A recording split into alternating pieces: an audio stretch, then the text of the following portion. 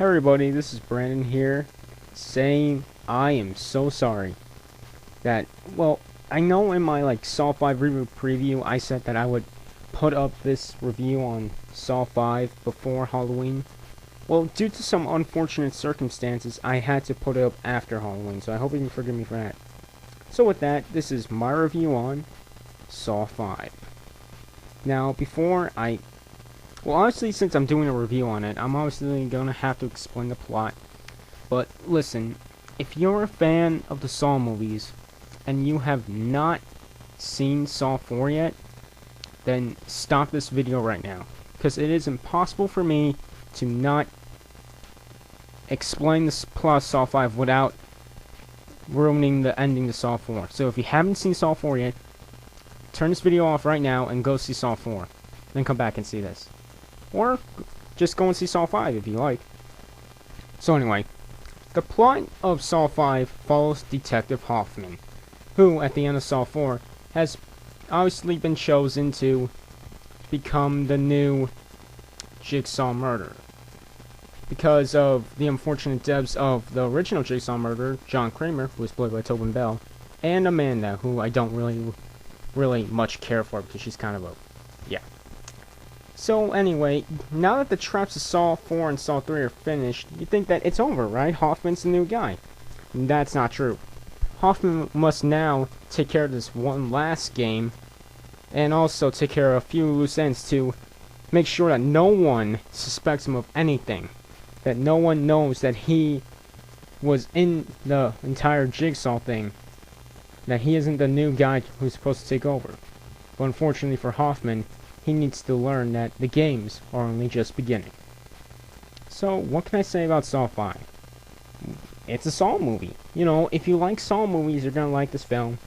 And for people who've not even touched Saw movies, you're not only will you not like this film, but you're also might not get it. I mean, I'm not saying that you're not gonna be smart enough to get it. I'm saying that I'm sure if you watch this movie, you'll put together like what's happening. But then there's gonna be some things that were mentioned in the other films that you're gonna be like, oh my god, was this mentioned in the movie, or when the hell did this happen? You know, something like that. And so I'm just saying, if you haven't seen Saw, any of the Saw films, then I really don't think this is your movie.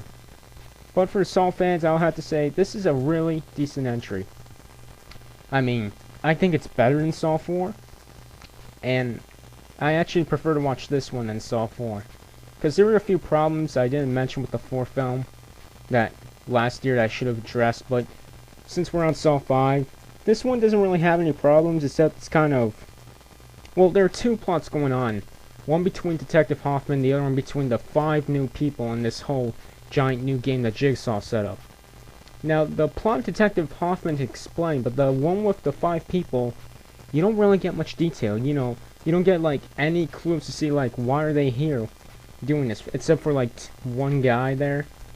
But I won't say anything. And other than that, I guess the last thing I have to explain is the traps. The traps this time, I think they're better than the ones in Saw 4, and they're definitely more gruesome. I mean, the first one had me on the edge of my seat. I couldn't even look at it. So, just saying, if you're a fan of the Saw movies, then definitely go see Saw 5. You're gonna like it. Well, if you're not the type of, if you're not a Saw, if you haven't seen any of the Saws, I recommend that you don't watch this movie, or go see the first Saw, because it's definitely the best one, definitely the most original, and I think a lot of people might like that one instead of the sequels. So with that, this is Virtual Travis 12, or Brandon, signing out, and also, I know this is a little bit late, but also saying, Happy Halloween.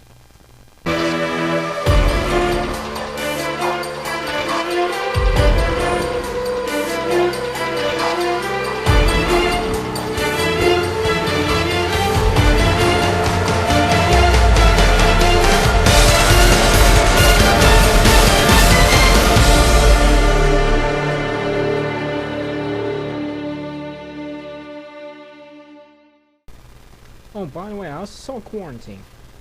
Not bad. Could have been better.